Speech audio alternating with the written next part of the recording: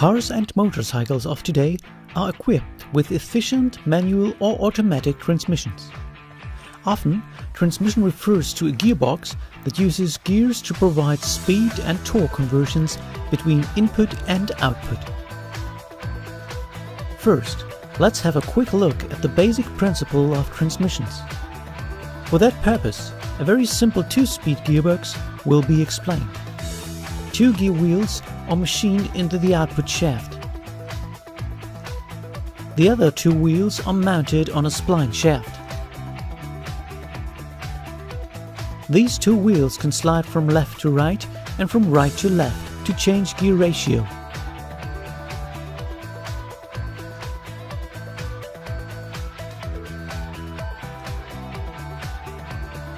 In this example, the engine generates a rotational speed for the input shaft of 2000 rotations per minute. In first gear, the gear ratio is 2 because the driven gear is twice as big as the driver gear. Consequently, the input speed of 2000 rotations per minute is decreased to an output speed of 1000 rotations per minute. Shifting from first to second gear in this transmission is only possible when the engine stops. Then, shifting of gears is possible. In second gear, the input speed is increased because the gear ratio is 0.5. Because gear shifting is complicated for these kinds of transmissions, synchronized manual transmissions were developed that allow to easily select and deselect the gear, even when the vehicle moves. In modern cars, 5-speed or 6-speed transmissions are usually used. Here, however, a very simple explanation is given with the help of a 4-speed transmission. The input shaft is connected to the engine.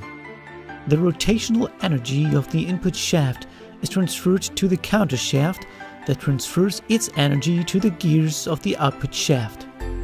The output shaft is connected to the wheels of the vehicle. The power flow between input shaft and engine can be adjusted through a friction clutch.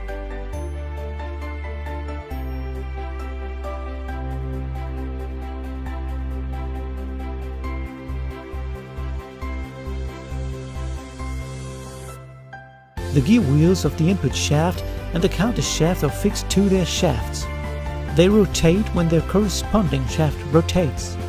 However, the gear wheels of the output shaft are not fixed to the shaft and can freely rotate. Locking a gear wheel to the output shaft is possible through a dog clutch. Here, a tooth system is fixed to the shaft. To shift from neutral into first gear, a part of the dog clutch slides sideways. But first, the friction clutch has to be disengaged, so that the engine does not transfer the mechanical energy produced to the transmission. The friction clutch can be engaged by the driver as soon as the dog clutch is fully engaged. Now, the energy produced by the engine is transmitted to the transmission. Then, the transmission transfers the energy through the counter shaft and the output shaft to the wheels, so the vehicle begins to move. When the driver wants to shift from first gear to second gear, he or she must disengage the friction clutch. Then, the driver can shift gears without damaging the transmission.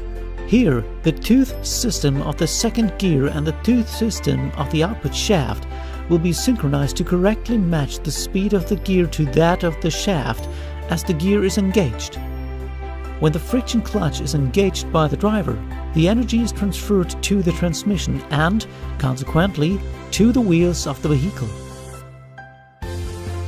The same is true for shifting from second to third gear and from third to fourth gear.